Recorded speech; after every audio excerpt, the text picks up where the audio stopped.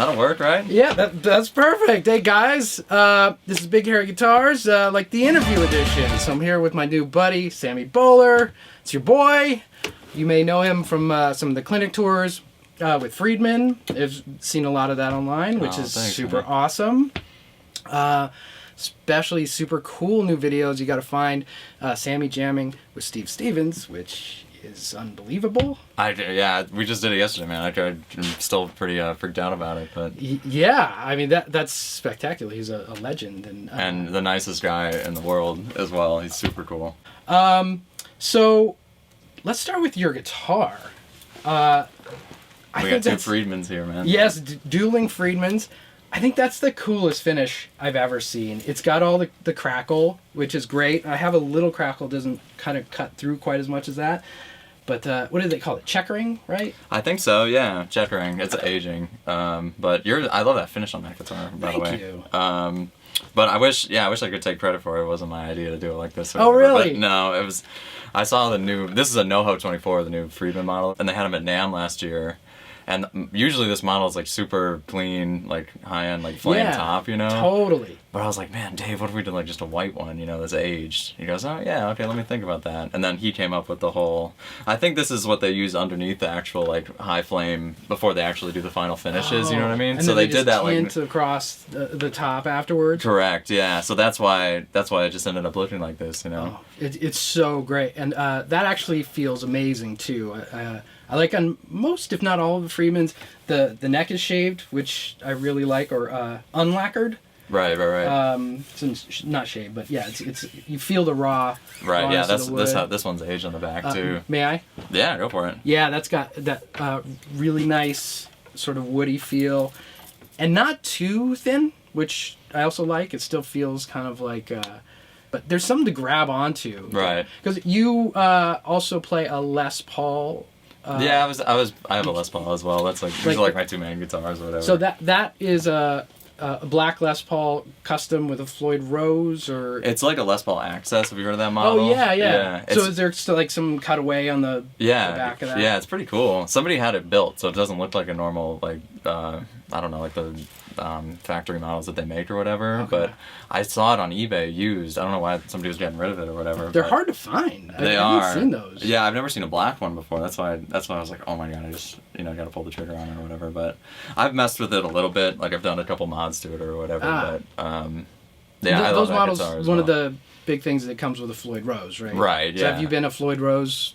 Yeah, for a long time. I was playing just a normal Les Paul before that, but I just got sick of it going out of tune on stage, like drives me nuts. So but the Floyd, if you set it up, it stays in tune. That's the main thing. And I like doing all the dive bomb stuff, of course. Sure, and it's nice to be able to like you could hold a chord if you're out of tune, and you could just like and fine tuning. Yeah. And no one really is. You don't have to step on the mute pedal and do your little tweak and stuff. Yeah, I love that too. But I've just gotten used to playing with them, over the years. But I block them so that they stay in tune a little bit better. Like, so it doesn't go up. Like if you, correct. Like you can see on the back of there. It's that doesn't go up either. Yeah, I did on this one too, especially for like some of the tapping stuff or whatever. Like if it goes a little bit out of tune, it kind of like it's really obvious, so you got to keep wacky. it. Yeah, but this thing stays in tune great. Do you have a triple D pickup in the back? Correct. Yeah, they both are. They're both triple Ds. Yeah, which that's the first thing when I got this guitar. I was just knocked out by how those pickups sound, man. It's like killer. Yeah. I ended up putting a triple D in my my black Les Paul. I was looking at that earlier. Yeah, that's sweet. And what year is that? It's a '74. That's my birth year, and this has got like crazy checkering, which I love. It still sounds like a vintage guitar. Like when I plug this in, it has like this Tony Iommi kind of thing. You get the power, but since it's such an old guitar, and the clarity. The Triple D was a very cool addition to this. It just kind of made it a little more flamethrowery. That's one thing. Definitely. People don't realize like the Friedman pickups are just unreal. Like because they're newer. He's only they've only been selling them the past couple of years or whatever. But you throw them in anything, it's like. Dude, it's like a whole new guitar. There's a little vintage character to it. It still held on to that. Right. It just added, like, an extra gear. Right, absolutely, yeah. Like the hot rodded thing. Yeah. That's cool, man. Coming from Les Pauls to having the NoHo 24, they have the scale length in common. It's a Gibson scale length, which I thought was super cool. There was, like, no transition for neck wise, or did you still feel a little?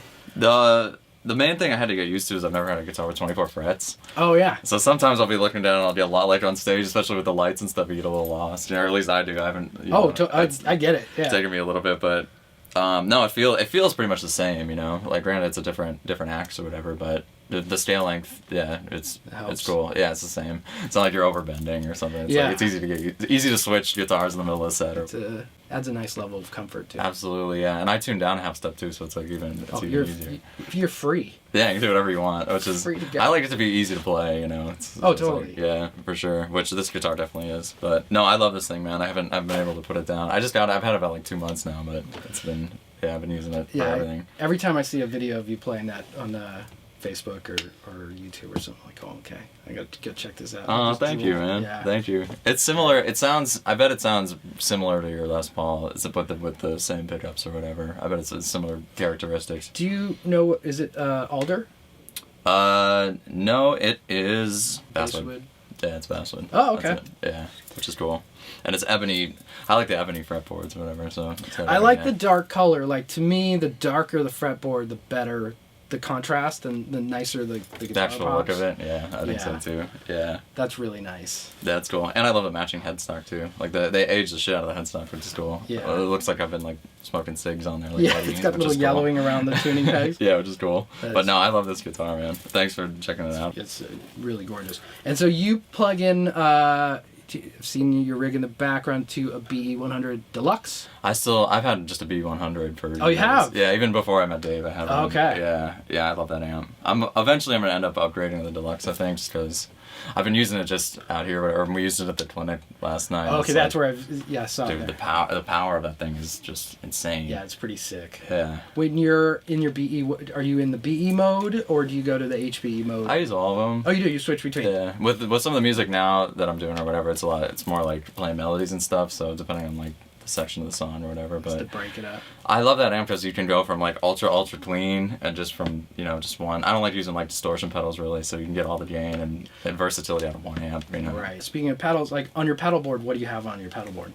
I'm using like a switcher, kind of like what you have set up right now. Okay. And that kind of has. I mainly am using channel switching from the amp. Oh, okay. But a tuner and channel switching? A little more than that now. I use I'm pretty heavy on delay these days, just with some of the tapping and tween stuff. So I have for live I just use a TC Electronics, like the big 3-button delay. I think it's called the Flashback. Yes. X. Yeah, I have one of those. Blue? That's the blue one. Yeah.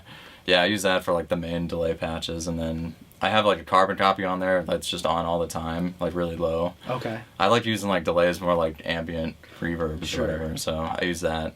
So those are my main two effects that I'm using, and then for clean I use an Empress compressor just because I don't like to have to live. You don't want to have to be digging into the thing to make it sound good. So yeah, especially when the amp's cranked and clean. Yeah, you want it just nice to have a little like a safety net so that you don't have some quiet notes and then one that slaps through someone's face. Correct, yeah. And I think just for having that, like, if you're trying to cut over a band with just a clean guitar, like, the compressor helps, you know? So, and that's a particularly good one. That Empress one's really good. Cool. I haven't tried that one. It's cool. Ever have reverb or chorus or anything? I use just a cheap, what is it called? Electro-Harmonics. Just the one knob one. Yeah, I leave that on just basically all the time, too, but it's barely even on. It's just... Another, just to get a little extra just ambience. The ambience, yeah. I have a couple dry patches, too, but I don't really use them that much. I basically have like 3 tones that I use. What's cool about this particular switcher is it's MIDI, so I can actually change the delay patches in the TC. So I have 3 different delay settings in that programmed. So one step changes everything and the channels, which is huge. I'm so clumsy, bro. It's like when you're on stage, I fall over and stuff. You got 2 hands and you got 2 feet, and I know, man. I gotta like change up organ. No, we gotta change it up so it's not. It's like I get stressed out about it sometimes. It's like too much going on, but it helps a lot when you only have to have one button, to do the pedal board dance or whatever. When I have a pedal board in front of me, I end up staring at the pedal board. So like if I'm on stage, which I haven't been in a long time, I'm just like staring, shoegazing at my pedal board. It freaks me out. I know, I do that. And now it's like, now I'm using wireless, so it helps. So I'm not like stuck in one spot, and I don't trip over the cord, which helps. I've never used a wireless in my life. Does it feel different? I don't think so. Really? I kind of like it more because I think it's a little bit hot. The one I'm using maybe is a little bit hotter, maybe just a little bit. And it's Do you ever sit at home and go wireless? No, not really. Okay. Maybe. I mean, maybe one day I'll go bother the neighbors or whatever. It's like I sit on the couch and play, and I'll throw like I have a little Yamaha. The TU or something. I use one of those, yeah. That's I'll great. Turn it around and face it into the pillows, so I'm just getting like the oomph of the. That's interesting you said that, because when I was a kid practicing, I used to do that type of thing all the time. Like leave the amp in another room and then go play out, like, in the next room over. It feels so much better. It's like you're listening to yourself play, and like it's like a mental thing. I think it's like you're listening to somebody else play, even though it's yourself. That's the way I thought. I like just not getting all the like brash. brass high end. Like keep it over there. I just want the oomph happening. Yeah, absolutely. That's a good idea, putting it into a pill. I'm gonna try that. And then no one else complains around me. They're like, "Can you turn that down?" Like. Yeah, exactly. Yeah, it's for me, man. You did a Guitar World column. Yeah. Which I saw it and I would go through and be like, oh, awesome, and then I had not put you together. Oh, really? Sammy Boller, a live video person, together with the columnist. I started doing that like a few years ago, before even I was like into the tapping stuff or whatever. Really? Okay, so let's talk about the tapping a little bit. When you started playing, is that something that immediately drew you in? Were you like Satriani tapping and Vi or? I love Satriani. I love both those guys. Yeah, I was more into like. When I first started playing, I was like really into Van Halen and Randy Rhoads and stuff like that. Of course, yeah. I was kind of like a metalhead kid, for sure. Yeah, that's more like how I learned to play, like transcribing that type of stuff, and just And Eddie obviously is known for the incredible tapping, and kind of inventing it more or less. Absolutely, yeah. And then you've kind of taken it like beyond, and you're kind of sculpting, like you're going, not even just. If we call this vertical, you're going horizontal also. Yeah. Satriani did a little of that on some of his albums. I've listened to some. Yeah, it's awesome. Like I think the one song is Midnight or whatever, where he's really doing some crazy stuff. And it's nice because it really spells out the chords a little more elaborately, or you get harmonies as the tapping happens. Right. Absolutely. Yeah, I can show you. Yeah, please. But it starts basically kind of like what you said, like trying to just like play chords and chord progressions and stuff like that, and there's different shapes you can do. But what I mainly do is just... The way it starts is like your left hand will play the power chord or whatever, just root and fifth, and then all of a sudden, like if you add the third with your right hand on... The thing is like you're playing on adjacent strings, which is cool. You kind of take some getting used to, but... All of a sudden it starts to sound like music pretty quick if you just start surrounding like the thirds of the chords, You know what I mean? Yeah, it's and you can just take it up. Yeah, you can just take it up the chords in the key or whatever. So like, you know what I'm saying? Yeah. So that's great, and that's not too brain bustery. It's not hard, no. For a guitar player, you have to kind of get a little more linear. Like if you're used to finding the thirds over here, and then now you just have to find it up there, which is kind of nice for expanding. Yeah, you can already do it, bro. Your knowledge. There's nothing to it. It looks daunting, right? But it's really easy. And way I think about it moves, that's what happened. Where I'll lose track of like, if I could just play G all day, I'm good. You can do it. It won't take you long, man. The trick is like it's like when you learn a chord shape. You just learn the chord shape as the relationship between your hands. That's what I kind of think about it. I like that. Yeah. Have you ever done like the double stops on guitar, like any of these, like? Oh, totally. Yeah, everybody does those. The Brown Eyed Girl. Exactly. Yeah. So what you can do is you can tap those out, and then basically you're, so like you do something like this. So it's what it is it's like, it's adding the root of the chord up top. Yeah. Well, that takes a whole new learning. That looks well. What's cool is you only need to do like two shapes. Like this is the first shape. And then the other one is like a straight line. Like if you think about double stops or whatever. See what I'm saying? Yeah. So you're gonna... And there's all different ways you can play them separate, you can do them together. That sounds great. To me it feels a little like if you've ever tuned your guitar to an open tuning and all of a sudden music happens really quickly because it's not that same voicing of what you've been doing forever. I'm always playing. Yeah, exactly. That's cool. I gotta experiment with some of that.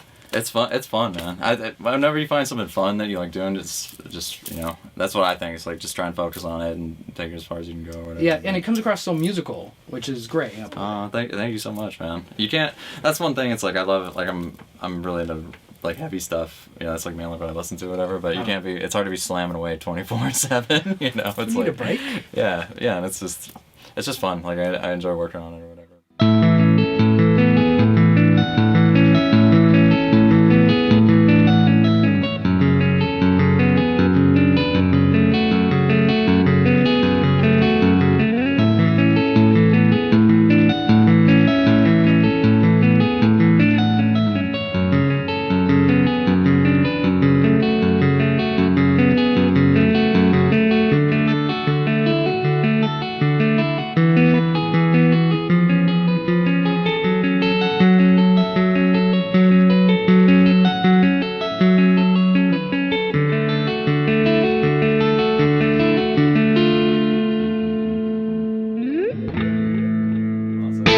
Awesome. Thank you so much for playing. Thanks for coming over and hanging. Oh, it's a pleasure to meet you, man. Especially, to meet you in person is awesome. So thanks, you too. This is great.